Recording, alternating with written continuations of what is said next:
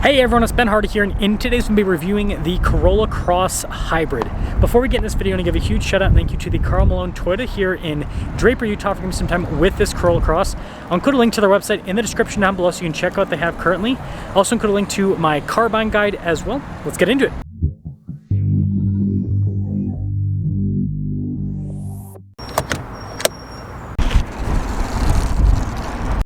Under the hood we have a 2-liter 4-cylinder that is paired to an eCVT and a hybrid. Fuel economy is 45 around town and then 38 in the highway, with power outputs being 196 horsepower. Now before we move forward with this review, I do want to mention if you want to see more videos just like this, then I recommend you subscribe because I post content every single day. So starting with the front end, the hood of the Corolla Cross is very sharp looking. Same thing with the headlight design down below. And then you can see how the grille is darker in coloration. Definitely massive, that's for sure. We got fog lights on either side too, and yeah, I think it's a pretty cool looking car. Now our tire wheel setup is 225 by 55 by 18 in the front and over in the rear. And you can see here with the wheels, you got the silver with the black trim, looks really sharp. Got those big chunky fender flares. You can see the rest of the bodywork's all chunky along the side. All-wheel drive badge as well. And then we take a few steps back, you can see the roof is blacked out, so it creates this cool two-tone look. Now this leads us to the key fob. If the camera will ever focus on it. Come on, buddy. There we go. Lock and unlock. You got the opening for the hatch as well. Pretty straightforward setup. Anyways, got a cargo cover built in from the factory. You can see the little storage floor underneath. Got a nice mat. It says Corolla Cross on it. Again, this isn't a massive crossover. This is Toyota's smaller unit, but still pretty practical. Press that and that will lower the hatch right back down. Now taking a look at the rest of the rear, you can see how the lights kind of arc downwards. Got all the rest of the badging on it all blacked out, which looks pretty cool. Crossbars there at the top as well. And then this leads us to the rear, where you can see you've got nice soft touch trim here on the door panel. Sorry about my shadow right there. Anyways, pretty cool looking seats. I like them. Then we'll quickly pop in. Legroom back here is decent. We got some vents here in the rear, got a little storage pocket. And the headroom back here is actually pretty good. The sunroof does slope it down a little bit, but it's not bad. And popping up front, again, we've got lots of soft touch trim here down below.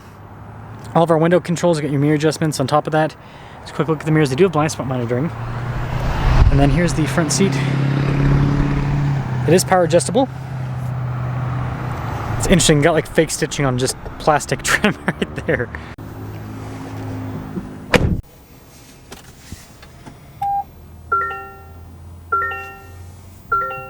Now taking a look at the steering wheel, we've got soft touch all around, paddle shifters there on the back, practical controls in the front, including for our lane centering, cruise control, volume, voice command controls as well.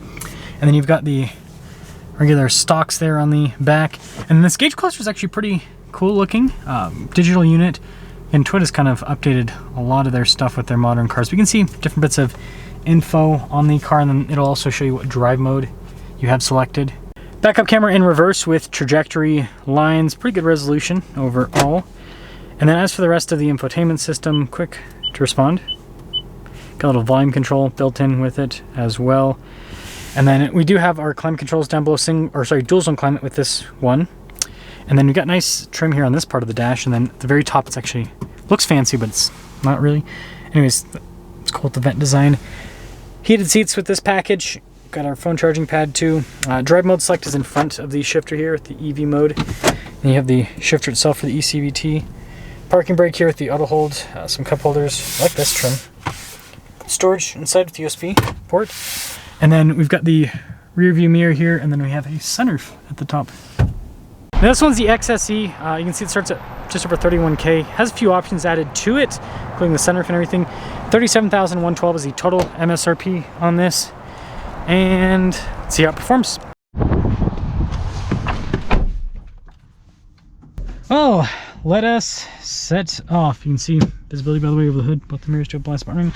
The rest of the rear. And let us set off in the Corolla Cross Hybrid at that.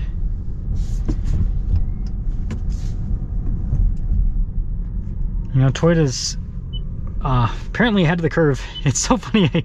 I do occasionally watch car content Not a lot anymore. I just don't watch a lot of stuff in general anymore. Living life instead of watching YouTube, right? Probably shouldn't say that when the YouTube overlords are listening. But yeah, when I do watch it, I hear people talking about how Toyota's like backwards, like, oh, Toyota's not, you know, they're holding back from the EV things. And it's like, well, when you look at sales, I mean, Toyota's crushing it. They're selling so many EVs, or not EVs, sorry, hybrids, whereas all these EVs aren't selling. So it seems like this is really what people are looking for. But yeah, really good power. I just drove a Prius before this, and they have the same powertrain. 2-liter 4-cylinder hybrid. I'm wondering if they're gonna eventually put the 5th gen. I don't know though, because I mean, well, they could do it. Maybe they will. Maybe that'll be like the big update for this and the Prius in the future, is the 5th gen from the 5th gen hybrid system that's in the Camry. We'll have to kind of see what happens there. That's a really good powertrain. It's got 232 horsepower, and in the Camry it still gets like 50 miles per gallon, pretty much. So you imagine that powertrain in something like this that's smaller, probably get, yeah, probably, and even in this you probably get 50 miles per gallon, and maybe in the Prius you get almost 60. Who knows? But yeah, very smooth. It's the big benefit of hybrids, is the smooth power delivery. That person totally ran a red light. Welcome to Utah. This is why I drive. Some people, I actually get negative comments, by the way, for how conservative I drive. Because like I'll be waiting for a turn, and I'll have people comment. They'll say, you could have gone like 3 cars ago, but let me just tell you, it is worth it in Utah to just hold back, because this is like the car wreck capital of the world. So yeah, so far, I mean, this is a nice setup. We'll just get a little turnaround here. Drives well. And right now it's in EV mode. And this is the cool thing about Toyota's hybrids. They're very seamless. Very, very seamless. It's not like it's an on-off switch like what you have with a lot of the plug-in hybrids. This, like, look, foot down, boom, already accelerating. There's not a whole lot, like, it had to turn on the engine and everything, but there's not a whole lot of lag. The powertrain's pretty in sync. And again, this isn't even Toyota's newest hybrid system, right? The hybrid system that's on the new Tacoma and the new Tundra, and again, that new hybrid system, the Camry, that's even sharper than this. But this still does a really good job. So putting it all together, I think that Toyota does a really good job with their hybrids, and I think the Corolla Cross is just a nice car. It's a nice setup. In terms of the lineup, I mean, this is very similar in price to a Prius. It's just kind of like an SUV, right? So really why you get this is you want Toyota's kind of, I mean, this specific one with the hybrid, you want Toyota's hybrid drive, but you want it in an SUV package, right? You want a little bit of clearance. If you don't need the clearance, right, the Prius and the regular Corolla hybrid are great. But yeah, if you do want, and the Camry too. But what I was saying about clearances is if you do want some clearance with the car, then that's where this comes in, where the Prius and the Corolla hybrid and the Camry, right? If you don't need the clearances, those are great.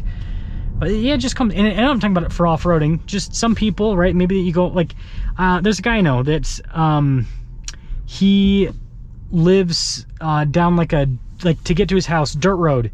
He doesn't off-road at all. Like, off-roading is not his thing. He just lives down a dirt road, and sometimes it gets pretty broken up with potholes and everything, like really deep ones, because it's dirt. And so having something that he doesn't have in the wintertime and everything, when he goes through the deep holes that get put into that road throughout the year by trucks and everything, doesn't have to worry about it. So that's kind of where the Corolla Cross does a really good job, and you still get the good fuel economy. But let me know your thoughts.